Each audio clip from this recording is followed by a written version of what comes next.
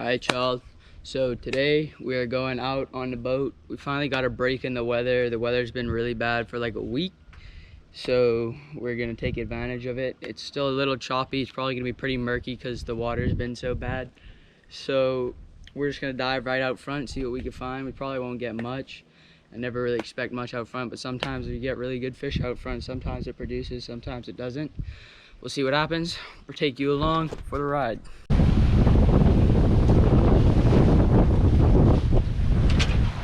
Dolphins! Alright, so we just got out to the first spot. I'm driving for the first few spots. They're in the water right over there. It's really rough out here. I don't know if you can kind of tell from just, it's really rough.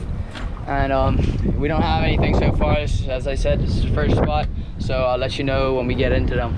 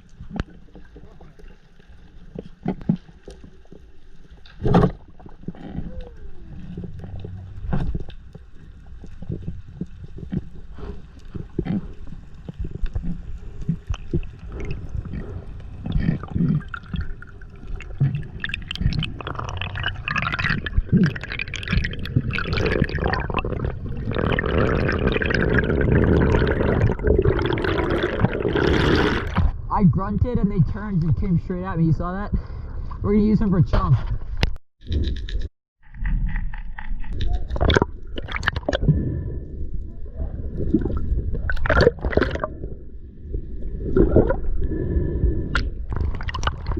So I forgot to bring a float line and I really regretted it because there were fish everywhere, but we really just brought in way too many sharks, like a lot more than normal than we usually would when we're chumming.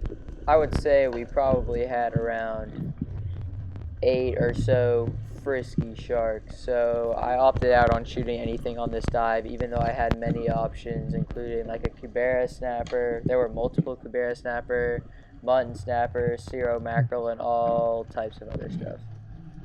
But if I had had my float line, I definitely would have taken the shot because I wouldn't have had to risk losing my pole spear to a shark if a shark attacked my fish.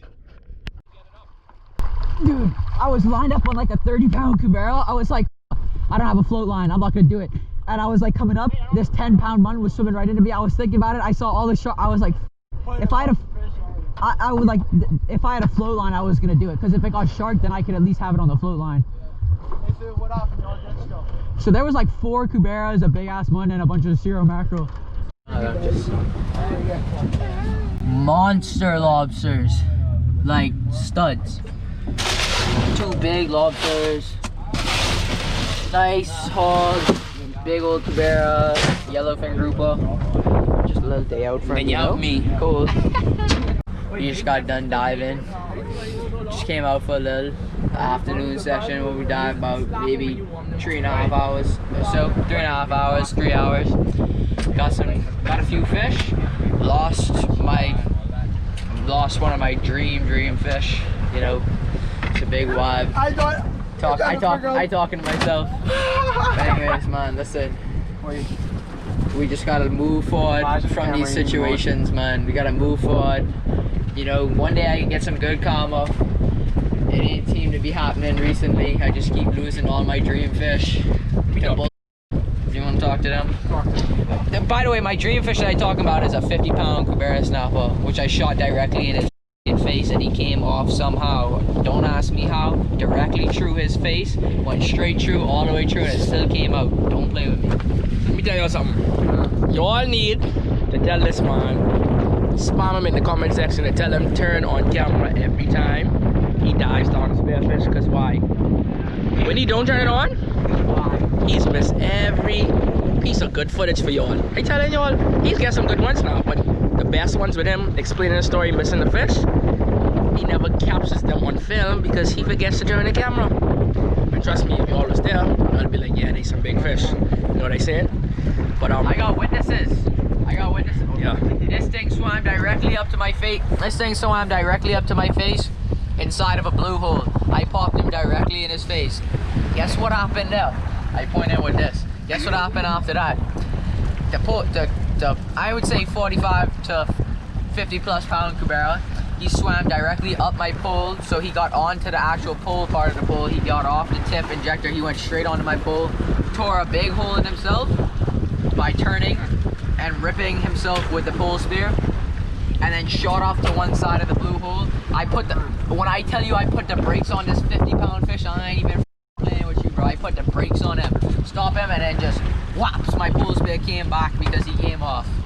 You know, that's just how it goes. If I had let go, he would have taken my pole spear into the blue hole, so I had to hold on. But I guess the hole that ripped inside of him was too big to hold, so just hold on, we're going home. But yeah, though, we can get to him when we get back to the dock. Put him on the news, he on TV. I got all this ice down, gaming on my motherfucking Cuban. I can run like I can't with the that is a big lobster. Daddy-o lobster's only cool.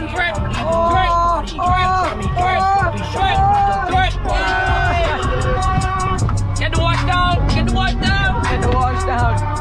What y'all know about big lobsters, son? Look at that. Huh? Big boy. Look at that. Even though I lost a big boy, still got a nice one as well. Because, you know, even though they like They my unlucky fish. Still, some skill comes into play, and I able to land one eventually. Listen, you gotta tell them. We only been out. We literally had a late start. We been out like after. It was 12. Like It was 12:30 12:30 when we left the dock. It is 4 o'clock right now. We ain't been out for long. And it was blowing like 11. It was it was blowing. It was rough. It was rough. But we got some decent fish. Some big lobsters. Hold up one of them lobsters. They don't know anything about that. Look at that. Look at that. Look at the size of that bitty. Look at that. Look at that. I don't even think the camera can do it justice if I'm being honest. Alright y'all, so we got my nice Cubera here. I'm gonna show y'all how to fillet this. They've got some really thick scales. They got some thick scales, so it's kind of hard to get through. So, but first, I mean, I don't really have a sharp knife. I haven't sharpened this in about a year. But we can run this cold. Run this right here. Run it. Come get closer, get closer. Get right up on it. Why the f is doing that cold? Oh, alright. Just like that. See what I mean? I need a sharper knife, but we can make this work. What I like to do with these Cuberas though, because they got these thick scales, is like to run this backwards, get all them gone, just like that, so I can make that first initial cut like that clean. You know, and you run this like this. You know, cold. David over here talking some fool, but it's whatever. The ball's doing pretty good over here.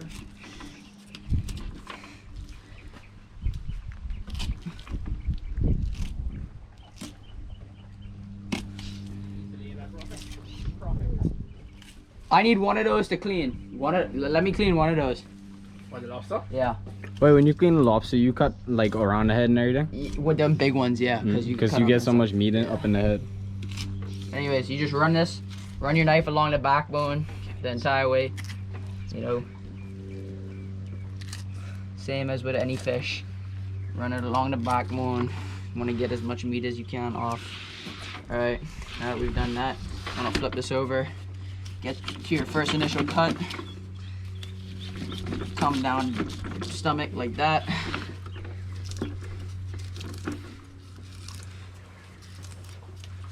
Just follow. Damn, this is hard without a sharp knife, but we can make it work.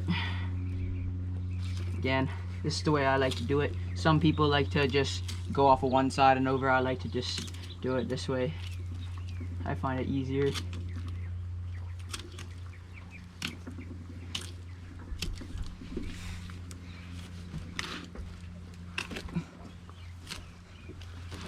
Wait, David, you see people that be entering off the roof right now? Just like that.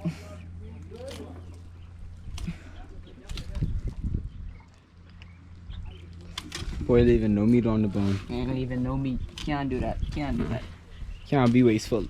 Can't be wasteful if I can take. Just like that. You know, look at that.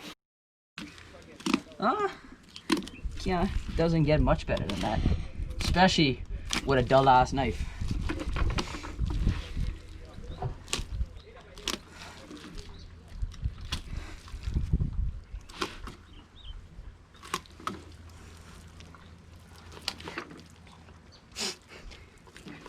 Those spines will get you sometimes, son.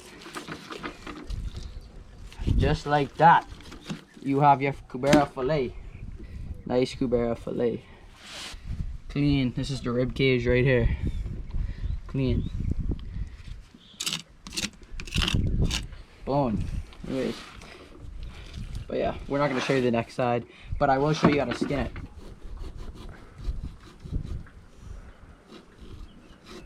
Alright.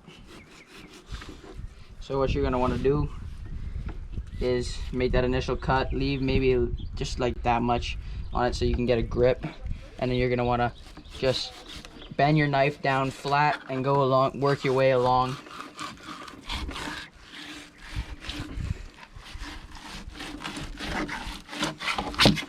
Cool, like that. No Just like skin. no skin. Nice. I'm going to show you how to clean one of these big lobsters. You want to get up in here, the knife all the way in, cut around like this, flip them over, do the same thing. Get up in there, and this should come out like that. You got that way you get extra meat. Like that wouldn't have came out before if I just twisted it. Ooh, Then you go like cut around. don't break the knife. Don't break my knife blade. Wait, that's odd.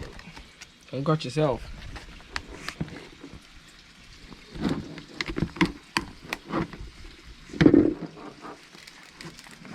Just loosen up the next side too. I got the gloves on if you want me to do it. Like that. Hey, trying to break my knife cold. I ain't not blade come flinging and hit me in my face, you know. I ain't wanted to me in my eye. You think this knife would break like that? Yes. Right? It's a flimsy knife. I don't know. I'm just trying to get this last little piece.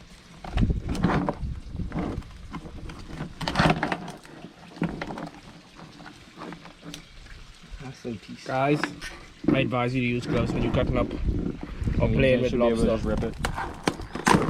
Yeah. You got all the legs, all the guts. Wait, And that's it's next cold. meat. You have plenty of meat. Straight still in the meat. headpiece still. Just rip all the guts out and everything. There you go, you take that out. I'm trying to there we go. Trying to get it where the spikes ain't directly on my hand. There we go. All that knuckle meat. I just got stabbed so hard, but that ain't funny. We shall break a piece off here. We shall take the tail like this, like I so, don't know how to get this. up the butt cavity, the anal cavity. You're gonna pull that poop sack out like that, cold. The butt cavity. The butt cavity. You know? Nice little piece right there. We get that out. Ah, and that's how you get truly all the meat off of a nice big lobster. Some people just like to take the tail and throw the rest away. When really, in my personal preference, this on a bigger lobster tastes nowhere near as good as all the sweet meat up in the knuckles and in the legs. So that's why we're doing it. And that's why y'all should do it too.